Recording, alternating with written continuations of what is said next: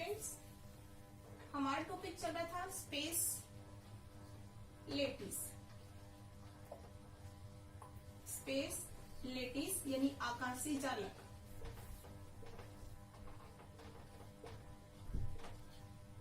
आकाशीय जालक ये क्या होता है कि इसके अंदर इनफाइनाइट नंबर ऑफ पॉइंट्स को 3 डायमेंशन में हम अरेंज करते हैं, एक रेगुलर वे से अरेंज करते हैं, जिसके कारण से हर एक जालक बिंदु दूसरे जालक बिंदु की तरह सराउंडिंग में एक जैसा दिखाई देता है।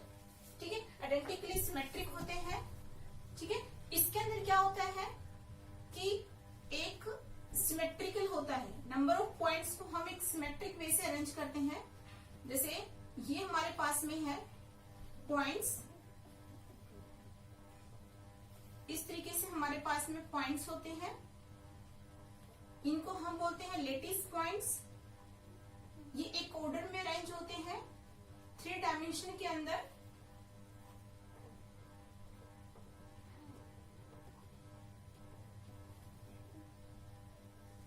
ठीक है, लेटिस पॉइंट ये हमारे पास में क्या है, ये लेटिस पॉइंट है, infinite number of lattice points है, इनको एक रेगुलर वे में अरेंज कर रखा है। यहां से जब आप देखोगे ये वाला जालक बिंदु बिल्कुल इस वाले जालक बिंदु के जैसा ही है। यहां से देखोगे, कहीं से भी अगर आप देखते हो तो आपको एक सिमेट्री दिखाई देती है। इनका जो अरेंजमेंट है बिल्कुल सराउंडिंग में आइडेंटिकल है। तो हमारे पास में जो क्रिस्टल स्ट्रक्चर है वो कैसे बनेगा, देखो क्रिस्टल स्ट्रक्चर हमारे पास में बनता है जालक प्लस में आधार इज इक्वल टू होता है क्रिस्टल स्ट्रक्चर। क्रिस्टल स्ट्रक्चर जालक यानी कि लेटिस प्लस में बेसिस। बेसिस मतलब आधार बिंदु होते हैं ये। ठीक है, आधार वाला है, लेटिस प्लस में बेसिस, इन दोनों से मिलकर हमारे पास में बनता है क्रिस्टल स्ट्रक्चर। अब ये बेसिस क्या होते हैं, तो ये बेसिस हमारे पास में होते हैं एटम्स और ग्रुप ऑफ एटम और ग्रुप ऑफ एटम। ठीक है, और ये जो लेटिस है ये हमारे पास में ये पॉइंट्स होते हैं। ये लेटिस क्या होते हैं, हमारे पास में पॉइंट्स होते हैं जिनके अंदर हम ठीक है, तो बेसिस क्या होते हैं, एटम और ग्रुप ऑफ एटम्स होते हैं। ठीक है, और ये हमारे पास में होते हैं लेटिस, यानी इनको हम बोलते हैं लेटिस। देखो एग्जाम्पल के तौर पे कैसे बताऊं आपको कि अपने पास में क्लास है, उस क्लास के अंदर बहुत सारे बेंचेस रखे हुए हैं। ठीक है, उन बेंचेस के ऊपर स्टूडेंट नहीं है, तो क्लास के अंदर जो बेंचेस का अरेंजमेंट है उसको हम बोलते हैं लेटिस पॉइंट। इनको क्या बोलेंगे हम, लेटिस पॉइंट। ठीक है, उन अगर बेंचेस के ऊपर स्टूडेंट बैठ जाते हैं तो स्टूडेंट हमारे पास में क्या होंगे, बेसिस होंगे। स्टूडेंट क्या होंगे, बेसिस होंगे। जब स्टूडेंट उन बेंचेस के ऊपर बैठ जाएंगे तो वो हमारे पास में क्या बन जाएगा, एक क्रिस्टल स्ट्रक्चर बन जाएगा। क्या बन जाएगा, एक क्रिस्टल स्ट्रक्चर बन जाएगा। ठीक है, तो यहाँ पर बेसिस को क्या बोलते हैं हम, एटम और ग्रुप ऑफ एटम। ये हमारे पास में है जालक बिंदु। ठीक है, तो जालक और बेसिस दोनों से मिलकर हमारे पास में क्रिस्टल स्ट्रक्चर बनता है। ठीक है, तो देखो अरेंजमेंट को हम दिखा सकते हैं इस तरीके से।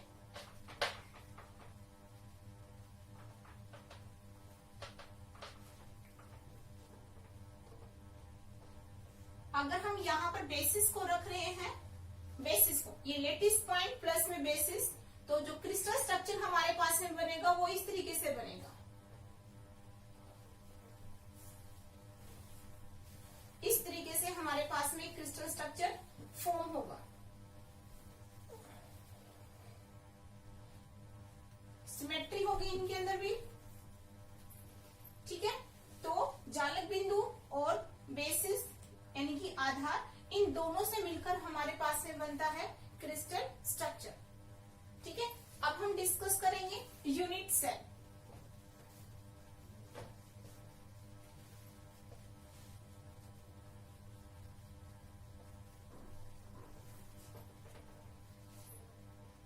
यूनिट सेल क्या होता है?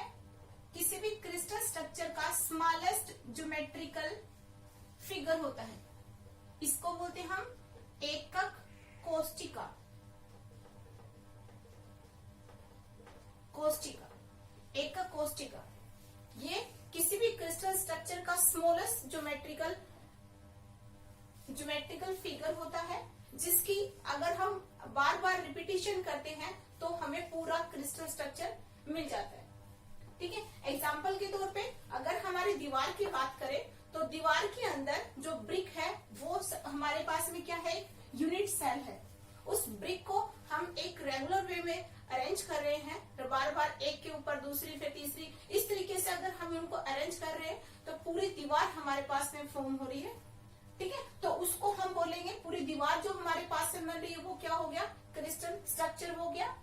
ठीक है, तो यूनिट सेल क्या होती है? किसी भी क्रिस्टल स्ट्रक्चर के अंदर स्मॉलेस्ट फिगर होता है, स्मॉलेस्ट ज्योमेट्रिकल फिगर होता है, जिसको बार बार रिपीटेशन करने से क्रिस्टल स्ट्रक्चर हमें मिल जाता है। ठीक है, इसके बाद में आती है हमारे पास में प्रिमिटिव सेल। प्रिमिटिव सेल, अभाज्य कोष्टिका। अभाज्य कोष्टिका मतलब जिसको और विभाजित नहीं कर सकते, अभाज्य कोष्टिका। देखो ये प्रिमिटिव जो सेल है, अभाज्य कोष्टिका भी एक तरह से एकक कोष्टिका ही है, लेकिन इसमें क्या होता है? इसके सिर्फ कॉर्नर्स के ऊपर ही जालक बिंदु होते हैं, अंदर एक भी जालक बिंदु एग्जिस्ट नहीं करता है। ठीक है, जैसे इस तरीके से होगा, सिर्फ कॉर्नर्स के ऊपर ही जालक बिंदु एग्जिस्ट करेंगे, अंदर एक भी जालक बिंदु नहीं होगा। कॉर्नर्स के ऊपर रहेंगे और हम ये कह सकते हैं इसके अंदर सिर्फ एक ही जालक बिंदु होता है। क्या होता है?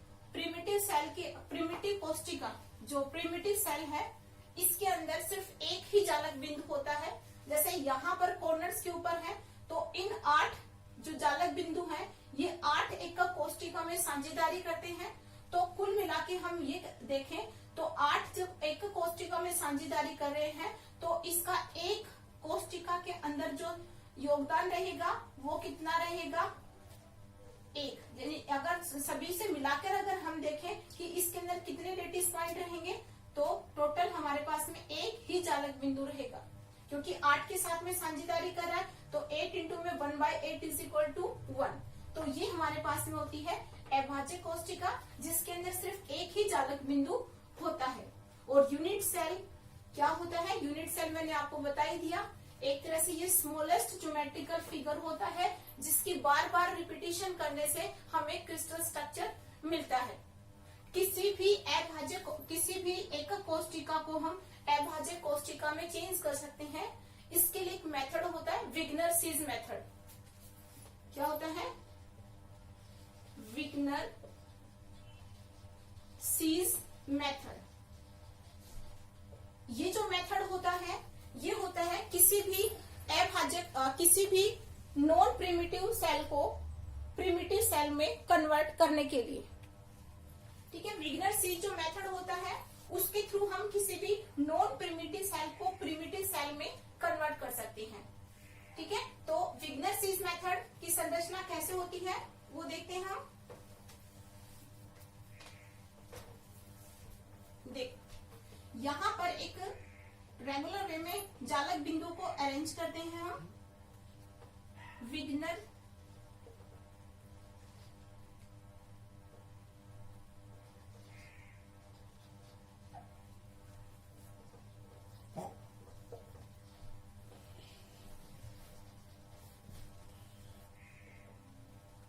विग्नर सीज मेथड। देखो इसके अंदर क्या करते हैं, लेटिस पॉइंट्स को हम दिखाते हैं इस तरीके से। इनके बीच का डिस्टेंस कांस्टेंट होना चाहिए।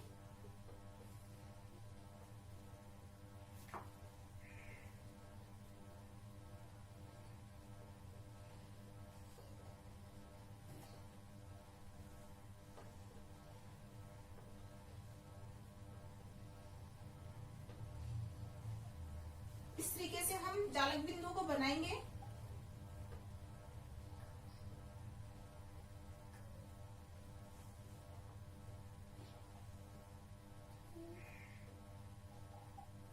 किसी भी एक जालक बिंदु को आप ले लीजिए, इसमें से विग्नर सीरीज की संरचना करने के लिए किसी एक जालक बिंदु को आप ले लीजिए। इस जालक बिंदु को लेंगे हम। सबसे पहले तो क्या करेंगे, इस जालक बिंदु को लेकर इसके नियरेस्ट जितने भी जालक बिंदु हैं वहां से हम रेखाएं खींचेंगे। इसके नियरेस्ट जितने भी जालक बिंदु हैं वहां से आप रेखाएं खींचो।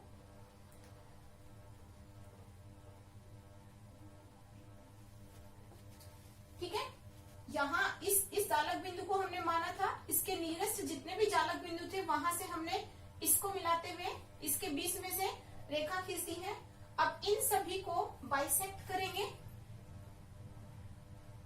इसको जब बाइसेक्ट करोगे तो ये पॉइंट आता है, इसको जब आप बाइसेक्ट करोगे तो ये आता है, इसको करोगे तो ये आएगा इस तरीके से।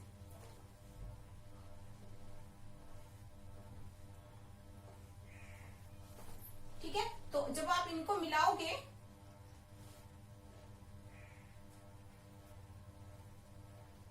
जरूरी नहीं है कि जब आप इनको बाइसेक्ट कर रहे हो तो ये सारे पॉइंट्स, जब आप विग्नर सीरीज यानी ये आपके पास में जो कोष्टिका बनती है इसके अंदर ये सारे पॉइंट्स मिले, ये जरूरी नहीं है।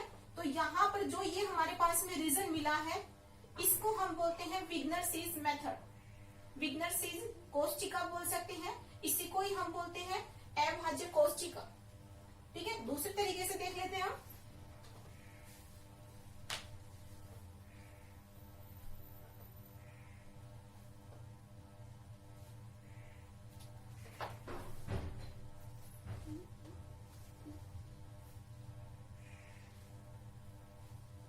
यहां से अगर आप ऐसे बनाते हो तो ये भी हमारे पास में एक अविभाज्य कोष्टिका बनती है और इसके बीच में एक ही जालक बिंदु होता है।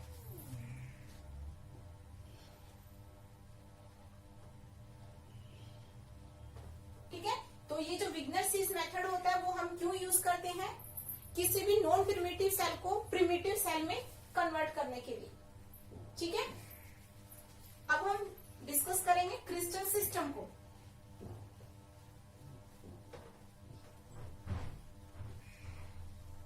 क्रिस्टल सिस्टम को डिस्कस करेंगे।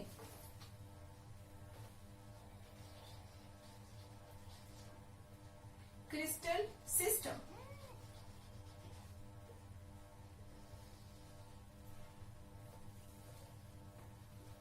देखो, हमारे पास में 7 तरह की क्रिस्टल सिस्टम है। कौन कौन से हैं? एक है क्यूबिक, 7 टाइप्स हैं इसके, 7 टाइप्स हैं इसके। और इन 7 टाइप्स में 14 तरीके से हम जालक बिंदुओं को अरेंज करते हैं। यानी कि जो हमारे पास में क्रिस्टल लेटिस बनेंगे वो इसमें 14 बनेंगे। कितने क्रिस्टल लेटिस बनेंगे इसमें? 14। ये 7 टाइप्स के क्रिस्टल सिस्टम में 14 क्रिस्टल लेटिस बनेंगे हमारे पास में, जिनको हम बोलते हैं ब्राविस लेटिस। ठीक है, तो सबसे पहले हमारे पास में है क्यूबिक। क्यूबिक, दूसरा टेट्रागोनल,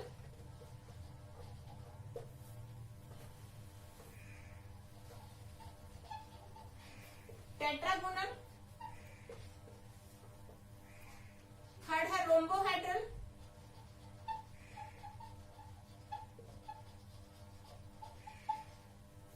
फोर्थ ऑर्थोरोम्बिक,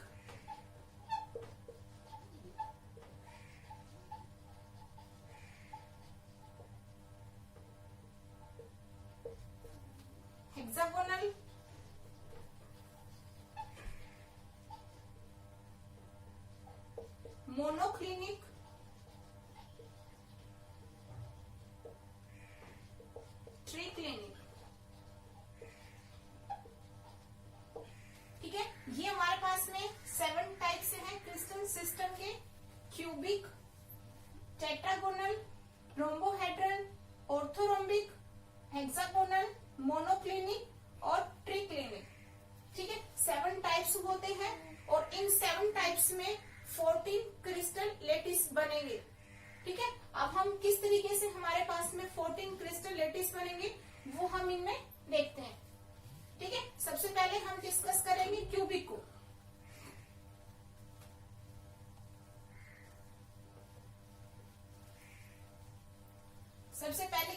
पढ़ेंगे हम क्यूबिक को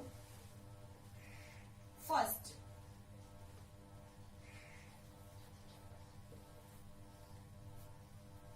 देखो ये हमारे पास में एक्सिस है, ये ए मान लेते हैं, ये बी,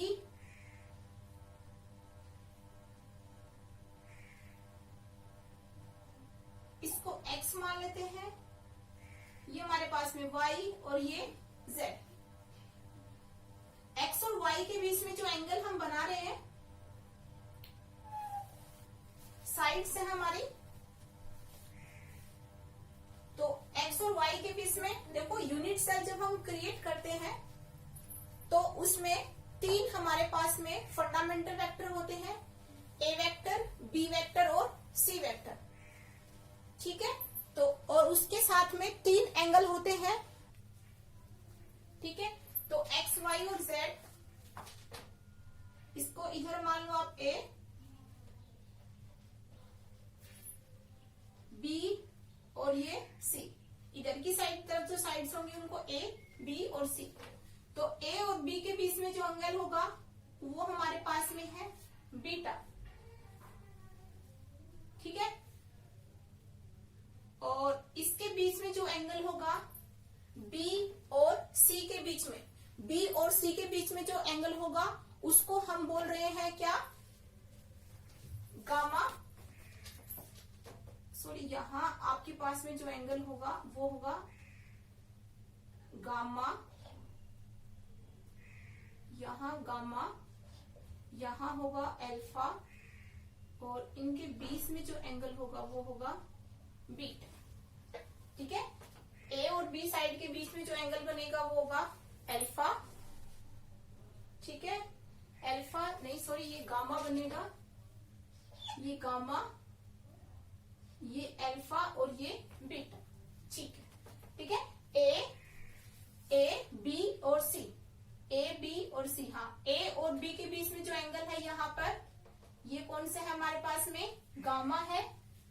बी और सी के बीच में जो एंगल फॉर्म हो रहा है वो हमारे पास में है अल्फा, और सी और ए के बीच में जो एंगल फॉर्म हो रहा है वो हमारे पास में है बीटा। ठीक है, अब हम पढ़ रहे हैं क्यूबिक। देखो क्यूबिक के अंदर क्या होती है, तीनों साइड्स इक्वल होती हैं, ए इक्वल बी इक्वल टू सी, तीनों साइड्स इक्वल होती हैं, और इनके बीच में जो एंगल फॉर्म होता है अल्फा, बीटा एंड गामा, तीनों 90 डिग्री के बराबर होते हैं। तीनों साइड्स भी इक्वल होती हैं, तीनों के बीच में जो एंगल होता है अल्फा, बीटा और गामा, वो भी कितना होगा, 90 डिग्री होगा। और इसमें दो तरह के जालक बनते हैं। ठीक है, एक प्रिमिटिव और दूसरा नॉन प्रिमिटिव। ठीक है, तो इसमें तीन तरह की, दो तो हमारे पास बनते हैं नॉन प्रिमिटिव के अंदर और एक बनता है प्रिमिटिव के अंदर। इसमें तीन प्रकार के जालक बनते हैं। पहला है प्रिमिटिव,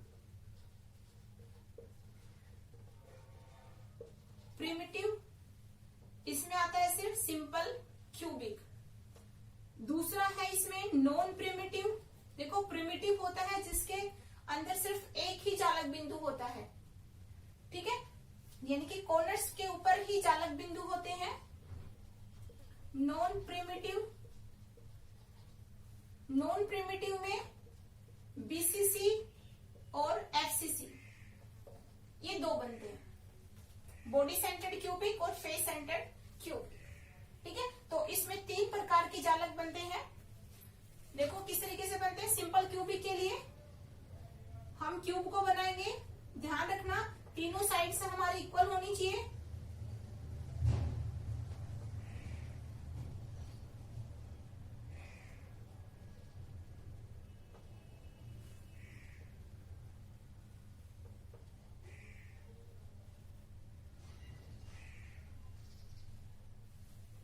तीनों साइड्स हमारी इक्वल होनी चाहिए, यहां पर ही रहेंगे जालक बिंदु। ये तो हमारे पास में बन गया प्रिमिटिव के अंदर।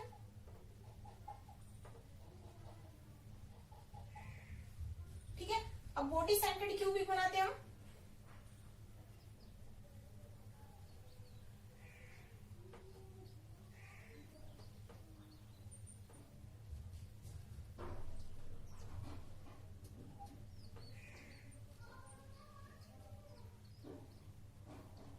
बॉडी सेंटर्ड में क्या होगा, एक तो इनके कॉर्नर्स के ऊपर जालक बिंदु होगा,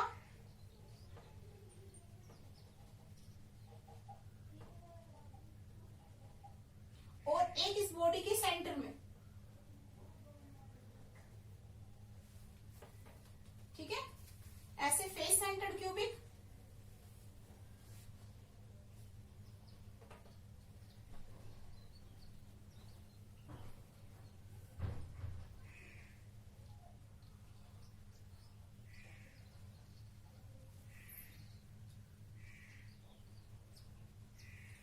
फेस सेंटर्ड क्यूबिक में हर एक कॉर्नर के ऊपर, हर एक कॉर्नर के ऊपर